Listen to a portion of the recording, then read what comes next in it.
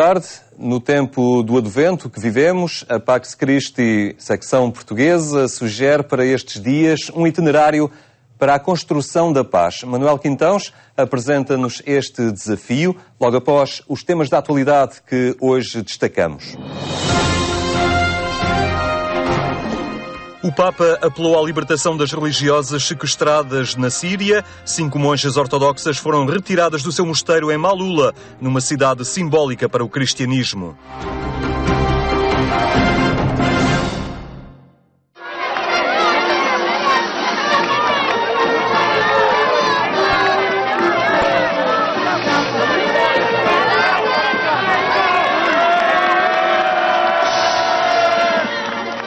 A audiência geral desta quarta-feira foi aproveitada pelo Papa Francisco para um apelo à libertação das religiosas que há dias foram retiradas do seu mosteiro por uma milícia islâmica.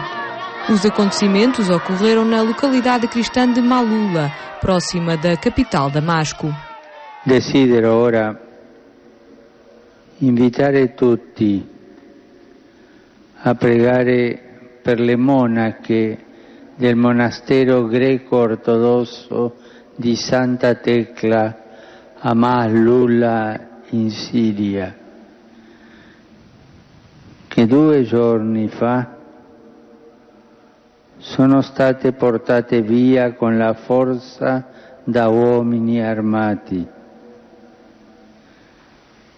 Preghiamo per queste monache, per queste sorelle e per tutte le persone sequestrate a causa del conflitto in corso. Continuiamo a pregare e a operare insieme per la pace. Dom Antoine Auto, bispo de Alepo e presidente da Caritas Síria, disse à Rádio Vaticano que as religiosas sequestradas, a superiora e 4 irmãs, foram levadas para Yabrud, uma cidade próxima, mas que ainda não há notícias delas. O prelado destacou que Malula é um símbolo muito importante, não só para os cristãos, mas também para os muçulmanos da Síria e do Médio Oriente, porque sabem que ali se fala ainda hoje a língua de Cristo, um dialeto aramaico. Rebeldes sírios, incluindo os jihadistas da Frente al-Nosra, assumiram o controle total de Malula esta segunda-feira após 5 dias de combates, informou o Observatório Sírio dos Direitos Humanos.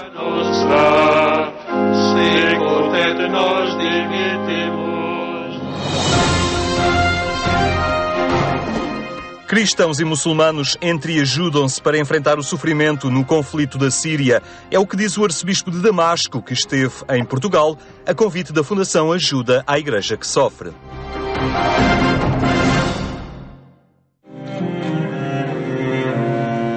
O arcebispo de Damasco esteve entre nós e participou numa sessão da UCP, onde esteve em foco a liberdade religiosa e as consequências do conflito na Síria.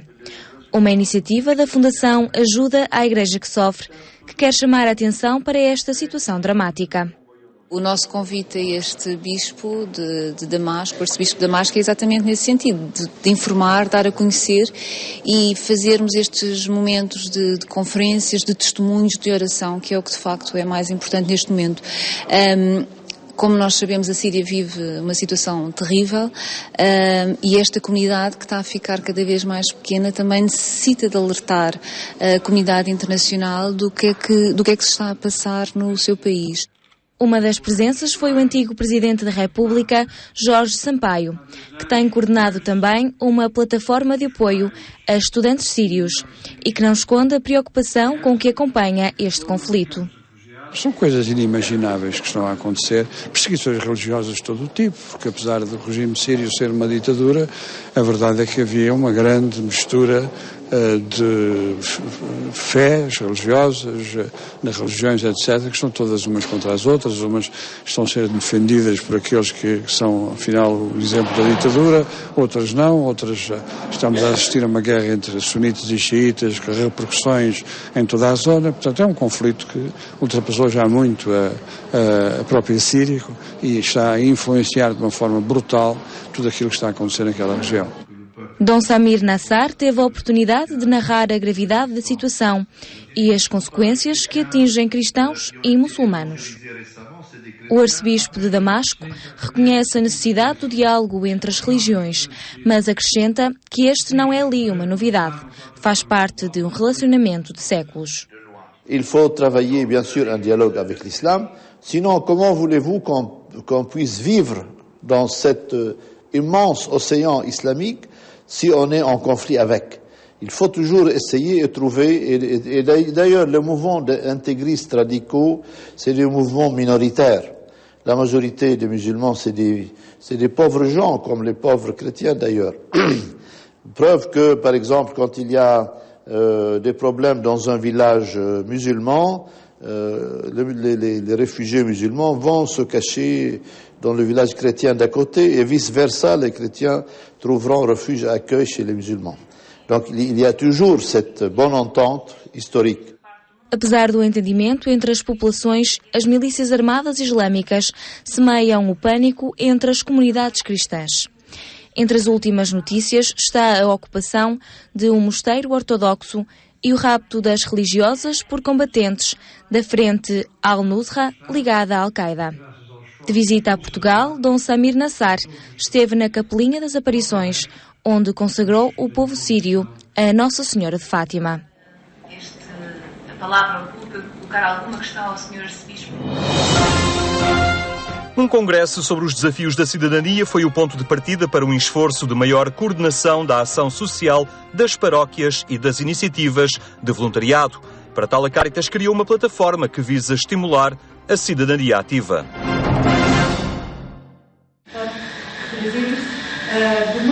Diferentes projetos, boas práticas e exemplos bem concretos de como se exerce uma cidadania ativa passaram por este colóquio promovido pela Comissão para a Cidadania da Caritas Portuguesa. Pelo auditório da Faculdade de Direito da Universidade de Lisboa passaram vários projetos. O caso da Orquestra Geração, em que a música trabalha também a inclusão social.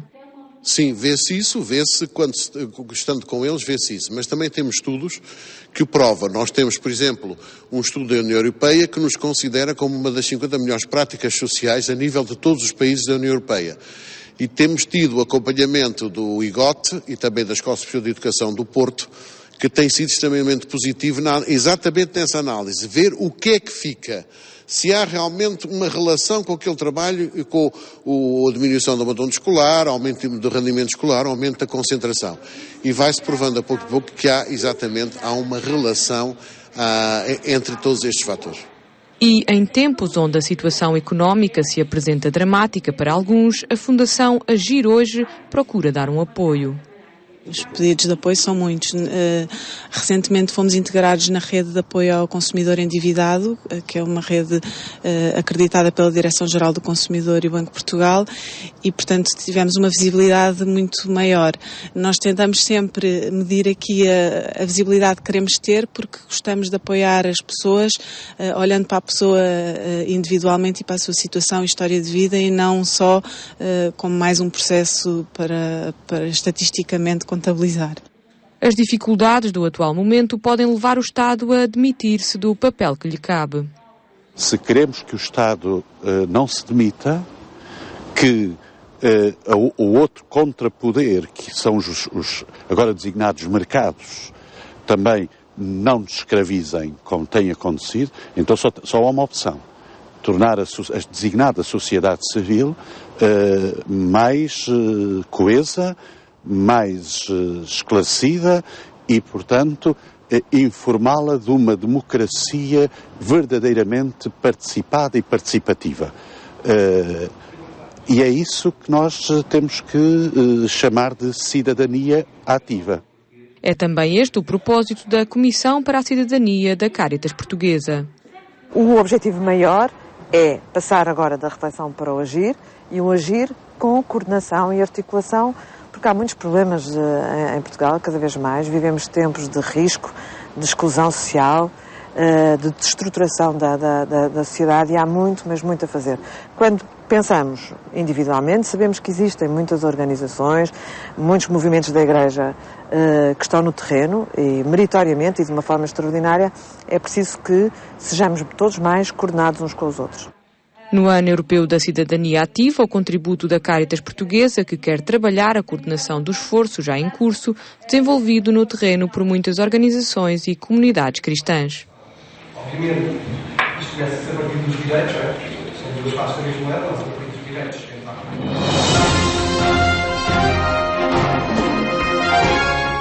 A proposta da Bíblia para a liturgia deste domingo num texto do cônego João Aguiar Campos, agora narrado por outras palavras.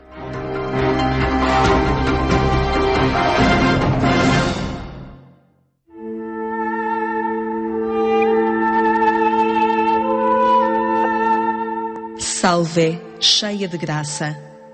Salve, manhã original, sem panos de neblina. Luz que o sol quis, sem a sombra das horas. Salve, água cristalina, correndo até ao mar, igual à nascente. Salve, divino sonho, modelo do rosto que Deus quis lavado. Salve, peregrina dos caminhos de Deus na fé percorridos, dando vida e sentido aos apelos da estrada.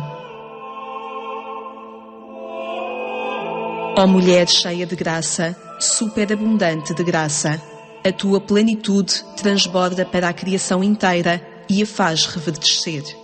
Virgem bendita, entre todas as coisas bendita, pela tua bênção é abençoada toda a natureza, não só a criatura pelo Criador, mas também o Criador pela criatura.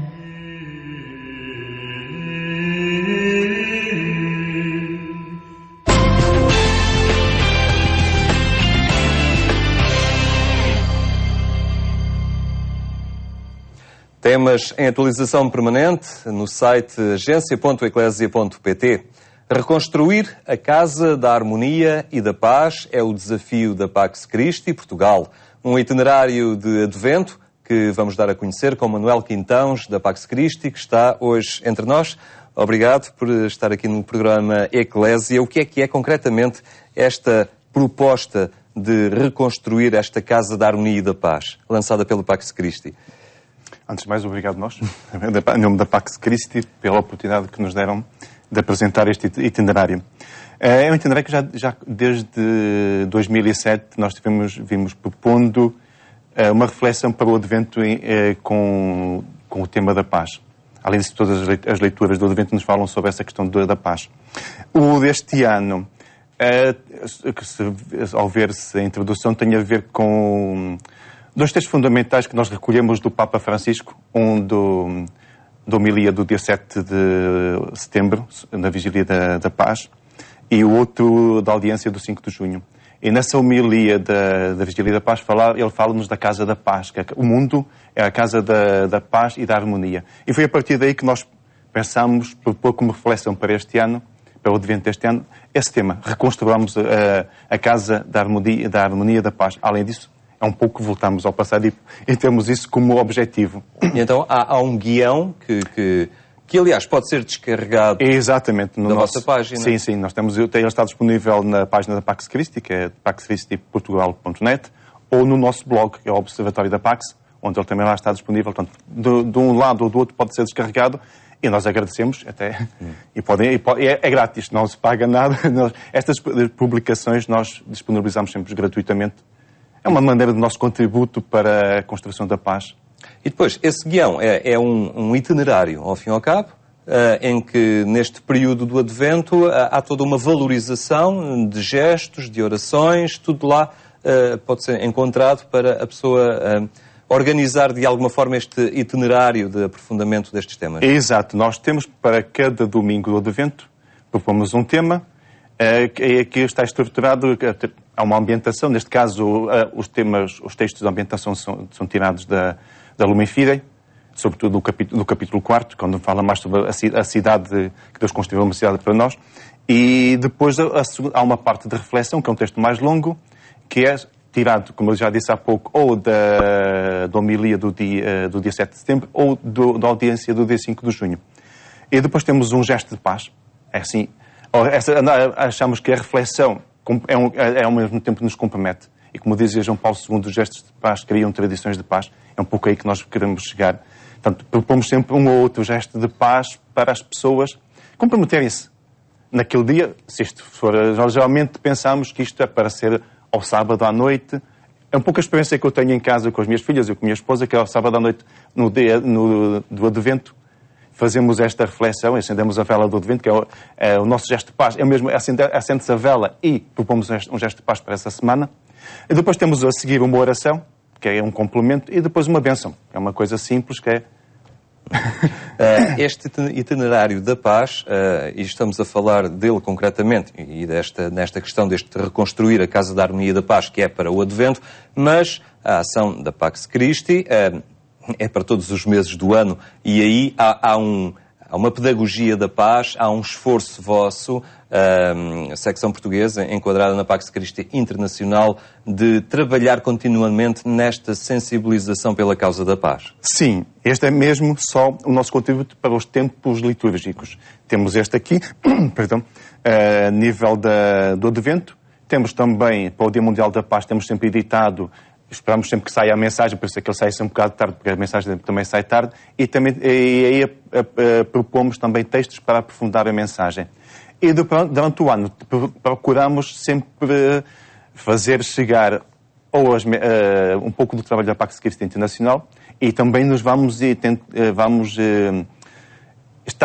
estamos presentes a nível de outras atividades, seja, por exemplo, no dia 7 de setembro deste ano, quando foi aquela jornada de oração e jejum pela paz, propusemos a todas as pessoas, e vocês também, e agradecemos, fizeram essa divulgação, propusemos durante todo o dia, temos orações preparadas para as pessoas pegarem e ajudar a esse dia de reflexão. E depois também temos outra, seja da Síria, agora a questão da Síria, divulgamos uma posição da Pax Christi, também no dia 7 de setembro fizemos essa divulgação, e saiu ontem uma outra mensagem que estamos a traduzir para português, que é uma posição da Pax Christi relativamente a ao que agora se passa na Síria. Vivemos uma grave crise económica, mas, no entanto, vivemos num clima de paz no nosso país, embora basta ligar os televisores ou ir à internet para perceber que há zonas do globo marcadas por graves conflitos violentos, armados. A educação para a paz é algo que deve estar presente logo desde a escola, deve envolver toda a comunidade cristã, a comunidade escolar. A Pax Christi trabalha muito nesta linha, neste sensibilizar para a paz. Sim, nós temos trabalhado, é uma das nossas linhas de ação fundamentais, que é trabalhar para a educação para a paz. E propomos que a educação para a paz faça parte de toda a vida. Desde o nascimento até sermos mais velhos. Portanto, fazer sempre parte, que a educação é uma coisa constante. E se educar para a paz passa por aí, educar para a paz, isso implica educar para a diferença, educar para o respeito, educar para os valores. Portanto, e nós pretendemos passar essa mensagem, algumas vezes nos contactos com os professores de religião moral, sobretudo aí que nós chegamos a organizar encontros, e também a nível de um dos projetos que nós pensamos muitas vezes é também chegar a nível da catequese. Conseguimos nós também transmitir essa vertente também. E temos publicado, nosso site também não estão disponíveis, só está lá uma ou outra parte, materiais para a educação para a paz. Até porque a leitura do atual momento que vivemos, de grave carência económica, de instabilidade, a pessoa não sabe o futuro que tem, é uma conjugação de fatores potencialmente geradores de violência. Sim. E de quebrar esta harmonia da paz. E, portanto, o contexto em que estamos inseridos também requer esta atenção permanente, porque qualquer elemento pode despoltar uma situação de violência, mesmo nos ambientes tradicionalmente pacificados em que estamos habituados a viver. Sim, é verdade, nós temos assistido a isso, que basta uma chamazinha e temos esse receio de rebentar. Assim, a posição da Pax Christi é sempre a mesma. É a educação para a paz e, portanto, é as pessoas... E sobretudo, nós falando mais, apesar de ser um movimento católico internacional para a paz, falámos muito para dentro, mas também algumas vezes falámos para fora. E para dentro transmitimos sempre essa ideia que o Evangelho que nós anunciamos é um Evangelho de paz. Portanto, e acho que essa será talvez um dos valores principais do nosso ser cristão, é esse viver o Evangelho de paz. E como o nosso itinerário para este evento propõe, é reconstruir uma casa de harmonia e paz. E, sobretudo, vivemos, porque se formos a ver os textos, o primeiro texto que nos fala sobre isso, o Papa reflete sobre o Gênesis. E diz que Deus escreveu para nós o que quando Deus criou o mundo, tinha em mente uma casa de harmonia e da paz. E nós perdemos isso. Ele depois vai falando sobre isso. E é preciso reconstruí-la continuamente. E quando ele fala da cultura do descartável, e que nós assistimos cada vez mais a essa questão. Uhum. Agora, só uma coisa. Talvez algumas pessoas pensem que isto é uma utopia. Depende da perspectiva que nós vejamos o que é uma utopia. Se é na perspectiva negativa, então, nesse caso, podemos dizer que a guerra, a violência é que é mesmo uma utopia, porque a violência nunca gerará a paz. E se nós vemos da perspectiva positiva como algo alcançável, como um meio, um modelo que nós temos à nossa frente, como uma referência como nós queremos chegar, isso é o que nós propomos neste advento. É preciso criar a sensibilidade e a predisposição nas pessoas para construir esta paz. Muito bem. Manuel Quintaus, obrigado por ter partilhado connosco esta campanha da Pax Christi, da secção portuguesa da Pax Christi. O envolvimento de cada um na construção de um mundo sem violência, na exploração do próximo, esta a via para reconstruir a casa da harmonia e da paz, como nos sugere a Pax Christi. A sugestão que fica, tenha então uma boa tarde. Até amanhã, se Deus quiser.